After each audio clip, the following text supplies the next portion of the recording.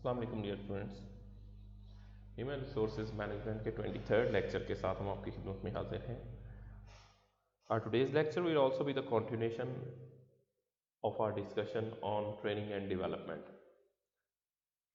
Training और development में हमने एक एक उसके फेजेस को स्टार्ट किया था। सबसे पहले नीड असेसमेंट थी, फिर डिटरमिनिंग ट्रेनिंग नीड्स था, और उसी को हम आज कंटिन्यू करेंगे।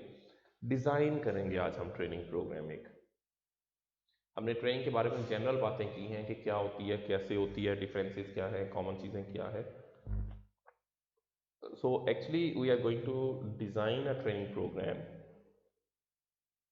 And I would be expecting from you and hopefully in your final exam there will be question.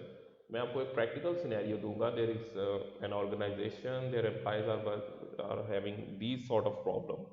You are required to design a training program exactly according to the needs of those employees. आपको एक training programme design करके देना होगा। देखें, learning जो है वो हमने पहले देखा कि वो परमानेंट चेंज ऑफ बिहेवियर है,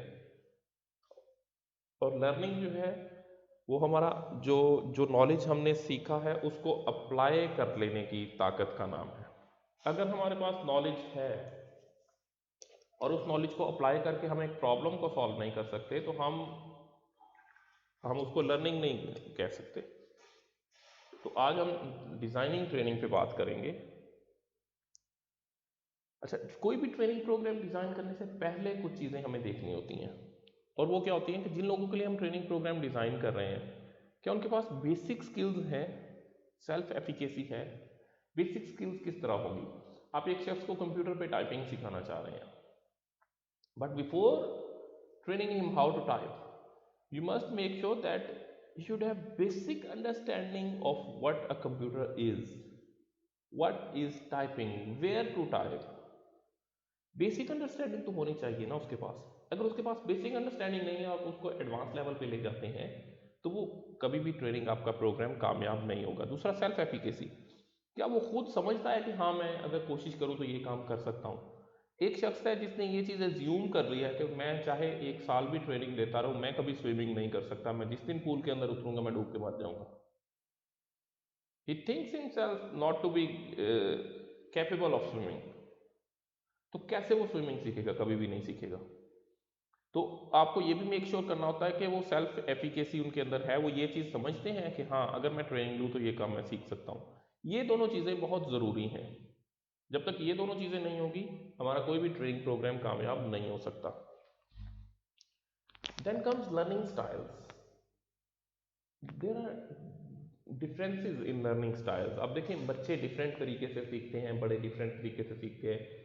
फिर हमने अगर एक काम को, केमिस्ट्री को सीखना है तो उसका सीखने का तरीका हमारा डिफरेंट होगा। हमने अगर मैथ को समझना है तो मैथमेटिक्स को समझने का हमारा तरीका डिफरेंट होगा, हम उसको खुद सॉल्व करके देखेंगे। हमने अगर उर्दू, इंग्लिश और पाक स्टडी को समझना है, उसको लर्न करना है, तो उसका लर्निंग स्टाइल हमारा डिफरेंट होगा।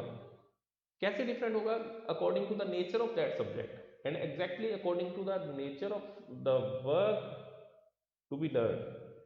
जो काम हमने सीखना है उसके मुताबिक हमारा लर्निंग स्टाइल होना चाहिए।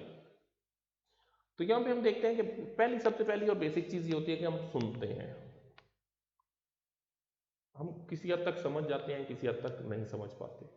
कुछ चीजें हम समझ जाते हैं और कुछ चीजें हम उसको छोड़ देते हैं। देन कम्स हेयर एंड सी। हम सुनते भी हैं और देखते भी हैं, तो हमारी लर्निंग कुछ बेहतर हो रही होती है। Then comes here, see and do. हम पहले देखते हैं, सुनते हैं, और फिर उसको खुद अपने हाथों से करके दिखाते हैं कि जनाब हम आपको दिखा रहे हैं कि किस तरह एक एंग्री कस्टमर को हैंडल करना है। हमने दिखाया, हमने समझाया, फिर हम एक एंग्री कस्टमर को ले आए। He is very annoyed. वो एक बार उसने कोई प्रोडक्ट खरीदी है, वो ख़राब निकली, उसने रिप्लेसमेंट ली। जब वो रिप्लेसमेंट उसके बाद गई तो वो रिप्लेसमेंट भी डिफेक्टिव थी, और वो अब आया है आपके पास बहुत ज़्यादा गुस्से में, और आपकी ये ट्रेनिंग हो रही है कि जनाब आपने एंग्री कस्टमर को, एनालाइज कस्टमर को कैसे हैंडल करना है। तो फिर आप डू करते हैं। एग्जैक्टली आप वर्क सेटिंग के अंदर जिस तरह उसको हैंडल करेंगे उस तरह उसको हैंडल करके दिखाएंगे। तो आप यहाँ पे देखें, जब हम ये तीनों पेजेस करेंगे तो इस पे हमारी लर्निंग बहुत बेहतर हो जाएगी, इट इम्प्रूव्स लर्निंग। हेयर के अंदर लर्निंग कम है, हेयर एंड सी के अंदर कुछ लर्निंग ज्यादा है, हेयर सी एंड डू के अंदर लर्निंग बहुत ज्यादा है। Step 3, delivering the training. आप ट्रेनिंग प्रोग्राम डिलीवर करते हैं एक्चुअली। अब यहाँ पे ट्रेनिंग स्टार्ट हुई है, इससे पहले की पहले सारी प्लानिंग फेज था। Conduct pilot and revise. आपने जो ट्रेनिंग प्रोग्राम बनाया है आप उसको बड़े स्केल पे लागू करने से पहले, आप 100 लोगों पे एक ट्रेनिंग प्रोग्राम लागू करने से पहले 5 लोगों को बिठाते हैं, उनको ट्रेनिंग देते हैं। आपको पता चलता है कि यहाँ पे ये प्रॉब्लम्स आ रहे हैं। मैं जब इस ट्रेनिंग को कंडक्ट कर रहा हूँ तो टाइम के इश्यूज हैं, कंटेंट कम है, ज़्यादा है, लोगों की तवज्जो नहीं रही, मुख्तलिफ इश्यूज हैं। तो आप जस्ट 5-10 लोगों पे एक पायलट स्टडी करते हैं, फिर उसमें जो इश्यूज आते हैं उसके मुताबिक अपनी एक्चुअल ट्रेनिंग को रिवाइज कर लेते हैं, ताकि जब आप एक्चुअल ट्रेनिंग दे रहे हो तो वहाँ पे ये प्रॉब्लम्स ना हो या कम से कम हो। Make logistical decisions. Logistical decisions क्या है? ट्रेनिंग कहाँ पे होगी, रूम कौन सा होगा, उसका सीटिंग अरेंजमेंट कैसा होगा, लाइटिंग अरेंजमेंट क्या होगा, एयर कंडीशनिंग के क्या होंगे, साउंड्स, विजुअल इफेक्ट्स, ये सारे के सारे आपकी लॉजिस्टिकल अरेंजमेंट्स हैं। Consider internal versus outsourced training. ये एक बहुत अहम डिसीजन होता है। से आपकी ऑर्गेनाइजेशन एक बहुत बड़ी ऑर्गेनाइजेशन है, उसके अंदर हर महीने में आप उसके 5% लोगों को ट्रेनिंग प्रोग्राम में शामिल करते हैं और ये पूरा साल चलते रहते हैं। आप लोगों को स्किल्स देते हैं, नॉलेज देते हैं, एबिलिटीज़ देते हैं, उनको मोटिवेशन देते हैं, उनके बिहेवियर में चेंज लाते हैं, मुख्तलिफ बहुत तरह के ट्रेनिंग प्रोग्राम्स हैं। तो अब यहाँ पे क्या होगा, आप अपना एक ट्रेनिंग एंड डेवलपमेंट डिपार्टमेंट बनाएंगे इंटरनल। दूसरा जो क्या है, आपकी नॉर्मल लेवल की ऑर्गेनाइजेशन है, अच्छी जा रही है, कभी कभार कोई प्रॉब्लम आ जाते हैं या सीजनल कोई प्रॉब्लम आता है, जब बहुत ज़्यादा उस पर स्ट्रेस आती है सीज़न की, तब उसमें कुछ इश्यूज आते हैं। तब आप क्या करेंगे, अपना internal training and development department तो नहीं बनाएंगे, आप एक्सटर्नली किसी को आउटसोर्स कर लेंगे। किसी भी अच्छे ट्रेनर को आप हायर करेंगे, एक हफ्ते 10 दिन के लिए उससे ट्रेनिंग कराएंगे एंड दैट्स फाइन, उसको पे कर देंगे। तो ये भी एक अहम डिसीजन होता है। ऑनलाइन लर्निंग का भी बहुत आजकल बूम है। आप देख रहे हैं बहुत सारे ट्रेनिंग ऑनलाइन कराई जा रही हैं, यूडेमी पे है, कोर्सेरा पे है, और फ्री कराई जा रही हैं और आपको प्रॉपरली साइंड सर्टिफिकेट दिया जाता है और वो सर्टिफिकेट सब ऑर्गेनाइजेशन एक्सेप्ट कर रही हैं। तो ऑनलाइन लर्निंग भी एक बहुत अहम चीज़ है। देन कम्स ट्रेनिंग मेथड्स, कि आपने ट्रेनिंग डिज़ाइन की, नीड असेसमेंट की, ट्रेनिंग के लिए आपने बेसिक रिक्वायरमेंट्स को मीट किया और अब आप ट्रेनिंग करा रहे हैं। कौन से तरीकों से आप लोगों को ट्रेन कर सकते हैं? Lecture, case method, simulations, internships, mentoring, discussions, games, role playing, computer based video training. I don't want to go into in-depth detail of all those things. Basically ये सारे के सारे जो इन डेप्थ एनालिसिस है ये इस सब्जेक्ट के scope से कुछ बाहर है, लेकिन आपको जस्ट इसकी एक अंडरस्टैंडिंग होनी चाहिए कि एक ट्रेनिंग को किस तरह से डिलीवर किया जा सकता है, कितने उसके स्टाइल्स होते हैं।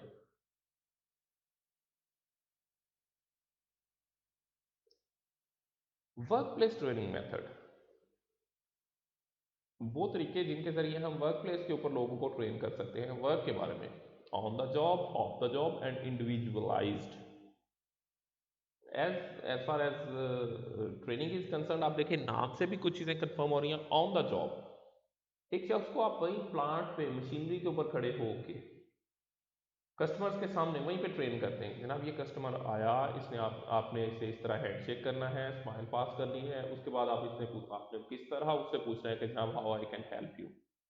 वो अपना प्रॉब्लम बताएगा, आपने किस तरह पेशेंसली उसको सुनना है, बेशक वो ठीक बता रहा है, बेशक वो गलत बता रहा है, आपने किस तरह सब्र के साथ उसकी पूरी बात सुननी है। उसके बाद आपने किस तरह उसको गाइड करना है, फिजिकली उसको लेके जा। तो ये सारी की सारी ऑन द जॉब, आप वहीं पे जहाँ पे वो शख्स काम करेगा वहीं पे आप उसको ट्रेन कर रहे हैं। एक्चुअल वर्क साइट के ऊपर आप उसके वर्क टेबल पे बिठा के आप उसे कहते हैं कि जी अब यहाँ पे हमें टाइप करके दिखाएं आपके सामने क्या इशू आते हैं। Of the job training, training is at a training facility design specifically for training. आप उनको ऑन द जॉब नहीं कराते, आप एक ट्रेनिंग सेंटर में उनको भेजते हैं या एक अलग से रूम स्पेसिफाई किया जाता है जहाँ पे सिर्फ ट्रेनिंग हो रही होती है, वहाँ पे कस्टमर्स, क्लाइंट्स, मशीन्स नहीं मंगवाई जाती। मकसद वही होता है कि आप उनका वर्किंग बेहतर करना चाह रहे हैं, लेकिन ये ट्रेनिंग साइड जो है वो डिफरेंट हो जाती है, यहाँ पे ऑफ द जॉब होती है।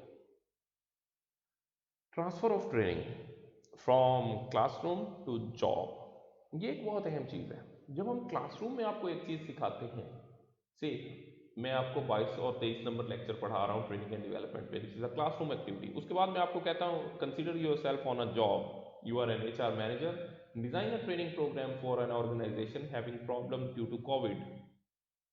अब आप खुद को कंसीडर करें जॉब के ऊपर, यहाँ से जो चीज़ें आप लर्न करेंगे वो जॉब के ऊपर जाके अप्लाई करेंगे, तो कुछ अप्लाई होंगी, कुछ अप्लाई नहीं होंगी, कुछ के लिए आपको डिफरेंट स्किल्स चाहिए होंगी, कुछ के लिए आपको सर्च करना होगा, कुछ के लिए आपको बहुत ज़्यादा डिटेल से डिस्कशंस देखनी होगी। तो नॉर्मली यही होता है कि जो चीज़ें हम क्लासरूम में स्टडी करते हैं हम उनको 100% अप्लाई नहीं कर सकते अपनी जॉब्स के अंदर। So why transfer of training fails? हमने ट्रेनिंग को बड़ी डिटेल से स्टडी किया है, स्टिल ज़रूरी नहीं कि सारे के सारे ट्रेनिंग प्रोग्राम्स कामयाब हों।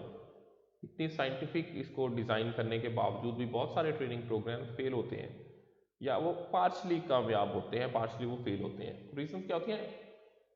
Don't learn material. लोगों को जो मटेरियल लर्निंग के लिए दी जाता है वो उसको समझ ही नहीं पाते। उनको जो चीज़ें समझाई जाती हैं, पढ़ाई जाती हैं, उसमें इतना सीरियसनेस नहीं शो करते जितनी होनी चाहिए, और उसके एंड पे वो उसको लर्न ही नहीं कर पाते। Don't understand real life application, ये एक बहुत बड़ा इशू है हमारे यहाँ पे। कोई भी चीज़ जिसको हम सीखते हैं हम उसकी एप्लीकेशन को नहीं समझ पाते। हमें नहीं पता होता कि A² + B² इसकी रियल लाइफ में क्या एप्लीकेशन है। हमें नहीं पता होता कि फाइनेंस में जो हम पढ़ रहे हैं beta is equal to something और net present value is equal to what, इसकी रियल लाइफ में क्या एप्लीकेशन है। जब तक हमें उसकी एप्लीकेशन का नहीं पता चलेगा हम उसको बेहतर तौर पे समझ नहीं पाएंगे। लैक ऑफ कॉन्फिडेंस, लोगों के अंदर वो कॉन्फिडेंस नहीं होता जो उनके पास होना चाहिए। Yes I can do it, I can confidently do it. उस कॉन्फिडेंस की कमी की वजह से भी वो बेहतर तौर पे ट्रेनिंग समझ नहीं पाते और फिर उसके नतीजे हासिल नहीं कर पाते। Forgetting the material, yes it's natural. आपने फर्स्ट सेमेस्टर के अंदर जो सब्जेक्ट स्टडी किए थे आज वो सारे के सारे आपको उतने ही याद नहीं है। When I was in your age, what I have learned, I have forgotten a good half of that. मैं उसका कोई आधे से ज़्यादा भूल चुका हूँ। That's a human psychology, but still जो बेसिक वो चीज़ें हमें याद रहती हैं, बेसिक्स क्या होती हैं, और दूसरी वो चीज़ें हमें याद रहती हैं जिनको हम अप्लाई करते रहते हैं। आपने इंग्लिश वोकैबुलरी के बहुत सारे लफ्ज़ याद किए होंगे, जो लफ्ज़ आप याद रखते हैं वो कौन से हैं? जिनको हम डेली लाइफ में यूज़ करते हैं, बोलते हुए, लिखते हुए, वो हमें याद रहते हैं। जिन लफ्ज़ों को हम बहुत अरसे तक इस्तेमाल नहीं करते, आहिस्ता आहिस्ता वो हम भूल जाते हैं। तो इसी तरह हम ट्रेनिंग प्रोग्राम को भी अगर इस्तेमाल में लाएं तो वो हमें अपनी स्किल्स और नॉलेज और एबिलिटीज़ याद रहती हैं, अदरवाइज हम उसको भूल जाते हैं। ट्रेनिंग हो गई, अब हम उसको एवेलुएट करना चाह रहे हैं। एग्जैक्टली जिस तरह आपको सब्जेक्ट पढ़ाया जाता है तो एंड पे एवेलुएट किया जाता है। व्हाट टू एवेलुएट, कौन सी चीज़ें एवेलुएट करनी है? Training reactions. First and foremost important thing to evaluate is training reaction. 5 minutes. हमें ट्रेनिंग के रिएक्शन को देखना होता है कि how they are reacting to a training program. एक ट्रेनिंग प्रोग्राम के दौरान वो किस तरह रिएक्ट कर रहे हैं। देन टेस्टिंग, हम उनको टेस्ट करते हैं कि किस तरह के उन्होंने चीज़ें सीखी हैं, उनका लर्निंग स्टाइल्स क्या था, वो किस हद तक टेस्ट में अच्छी स्कोर दे सकते हैं। परफॉर्मेंस अप्रेजल, परफॉर्मेंस अप्रेजल हमने पहले पढ़ा था कि लोगों की परफॉर्मेंस को डिटेल से हम जज करते हैं एक स्पेसिफिक टाइम फ्रेम के अंदर कि इन्होंने कितना बेहतर परफॉर्म किया है, और वहाँ से भी हमें पता चलता है कि how well are training work, कि भाई पिछले 6 माह में इस शख्स की वर्किंग ये थी, इसकी प्रोडक्टिविटी का लेवल ये था। उसके बाद इसको ट्रेनिंग कराई गई और ट्रेनिंग कराने के बाद वाले जो अगले 6 माह हैं, क्या उसमें भी इसकी प्रोडक्टिविटी वही पहले के बराबर रही, कम हुई, बेहतर हुई, कितनी बेहतर हुई? वहाँ से हमें पता चलता है कि how well are training worked. Records of organisational performance, of course overall जो ऑर्गेनाइजेशन की परफॉर्मेंस है, हमने एक पूरे मार्केटिंग डिपार्टमेंट को ट्रेनिंग कराई या पूरी ऑर्गेनाइजेशन को ट्रेनिंग कराई, उसके बाद हम देखते हैं कि 6 माह के अंदर ऑर्गेनाइजेशन की परफॉर्मेंस कैसी रही। वहाँ से भी हमें पता चलता है कि ओवरऑल हमारी ट्रेनिंग कितनी बेहतर रही है। इसके अलावा कुछ और चीज़ें हैं, pre test and post test of training performance. आपके पास लोगों की ट्रेनिंग से पहले का परफॉर्मेंस रिकॉर्ड मौजूद है, फिर उसके बाद आप उनको ट्रेनिंग कराते हैं, उसके बाद आप ट्रेनिंग के बाद वाला रिकॉर्ड लेते हैं कि पिछले 3 माह में कैसा था, फिर ट्रेनिंग कराई 1 हफ्ते की, फिर उसके बाद वाले 3 माह में कैसा रिकॉर्ड, फिर ट्रेनिंग इवेल्युएशन ऑफ ट्रेनिंग और डेवलपमेंट प्रोग्राम। आप ट्रेनीज को कहते हैं जिन्होंने ट्रेनिंग ली है, आप उनको कहते हैं कि जनाब आप ज़रा बताएं कि ट्रेनिंग प्रोग्राम कैसा था, पढ़ाने वाले ने कैसा पढ़ाया। ये बिल्कुल वैसे ही है जैसे आप स्टूडेंट से पूछा जाता है सेमेस्टर के एंड पे कि आप बताएं टीचर कैसा था, उसकी लेक्चर डिलीवरी कैसी थी, उसकी ड्रेसिंग कैसी थी, उसका डिलीवरी स्टाइल कैसा था, बाकी चीज़ें।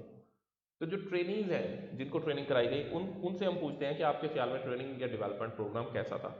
और third element, measurement of change in organisational performance. आप पूरी की पूरी ऑर्गेनाइजेशन की परफॉर्मेंस को देखते हैं, किस हद तक चेंज आई है इसमें, पहले कितनी थी और अब कितनी है। ये 3 सोर्सेज हैं basically, sources of evaluation information. ये 3 सोर्सेज हैं जहाँ से हमें किसी भी ट्रेनिंग प्रोग्राम की एवेलुएशन का अंदाज़ा होता है।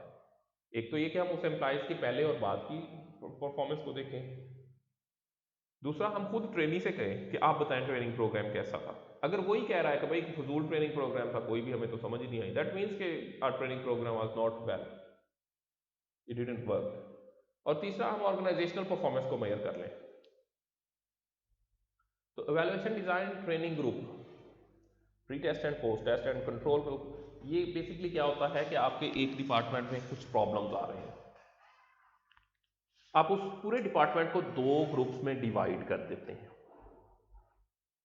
एक ग्रुप का नाम रखा जाता है ट्रेनिंग ग्रुप और दूसरे ग्रुप का नाम रखा जाता है कंट्रोल ग्रुप। अब ट्रेनिंग ग्रुप को तो आप ट्रेनिंग के लिए भेज देते हैं, उनका ट्रेनिंग से पहले का भी रिकॉर्ड आपके पास होता है और ट्रेनिंग के बाद का भी आप रिकॉर्ड ले लेते हैं।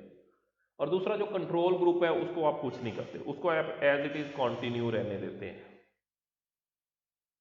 उनका भी, कंट्रोल ग्रुप का भी आप ट्रेनिंग से पहले का रिकॉर्ड ले लेते हैं और ट्रेनिंग के बाद का रिकॉर्ड ले लेते हैं। अब आप इन दोनों को एवेलुएट करते हैं।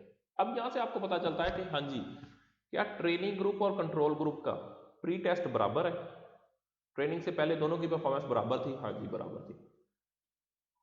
ट्रेनिंग के बाद दोनों ग्रुप्स की परफॉर्मेंस बराबर है या फर्क है। अगर तो ट्रेनिंग ग्रुप वाले की परफॉर्मेंस कंट्रोल ग्रुप से ज़्यादा हो गई है, that means yes training work. अगर फिर भी बराबर है, ट्रेनिंग के बाद भी बराबर है, तो हमें पता चला है कि हमारी ट्रेनिंग फजूल थी, training didn't work, it didn't met its objectives, तो कोई फायदा नहीं हुआ। या आपको पता चलता है कि ट्रेनिंग के बाद ट्रेनिंग ग्रुप और कंट्रोल ग्रुप दोनों की परफॉर्मेंस बेहतर हो गई है। अब यहाँ पे एक बड़ी अजीब बात हो जाती है, यहाँ से पता चलता है कि दोनों की परफॉर्मेंस तो बेहतर हुई है, लेकिन इसमें ट्रेनिंग का कोई रोल नहीं है। हो सकता है मौसम बेहतर हो गया है, कोई ऐसा काम था जिसमें बहुत ज़्यादा गर्मी होती थी और मौसम बेहतर हो गया है, तो बदलते हुए मौसम के स्टार्ट में हमने ट्रेनिंग कराई। ट्रेनिंग ग्रुप और कंट्रोल ग्रुप दोनों की ट्रेनिंग के बाद की जो परफॉर्मेंस है वो बेहतर होगी। हमें पता चला कि ट्रेनिंग ने कुछ भी नहीं किया, ये तो मौसम का एलिमेंट था। या जून आ गया, सैलरी में इंक्रीमेंट लग गया। अब ट्रेनिंग ग्रुप और कंट्रोल ग्रुप दोनों की परफॉर्मेंस बेहतर हो गई, तो हम क्या कहेंगे, क्या ट्रेनिंग ने परफॉर्मेंस बेहतर की है? अगर सिर्फ ट्रेनिंग ने की होती तो ट्रेनिंग ग्रुप ने बेहतर काम करना था, कंट्रोल ग्रुप ने तो बेहतर काम नहीं करना था। तो यहाँ से हमें पता चला कि नहीं भाई, सैलरी ज़्यादा हुई है, लोगों में मोटिवेशन आई है काम करने की, तो इस वजह से काम बेहतर हो रहा है, ट्रेनिंग का इसमें कोई रोल नहीं है। तो दूसरा एक इवैल्यूएशन का ये भी तरीका होता है कि आप डिपार्टमेंट को हाफ में डिवाइड कर लेते हैं और उसके बाद इन दोनों को साइड टू साइड कंपेयर करते हैं। That's all for our today's lecture on training and development. I hope you have enjoyed our lecture. Still you have any question, you may ask in comments or in our WhatsApp group. Thank you. Allah Hafiz.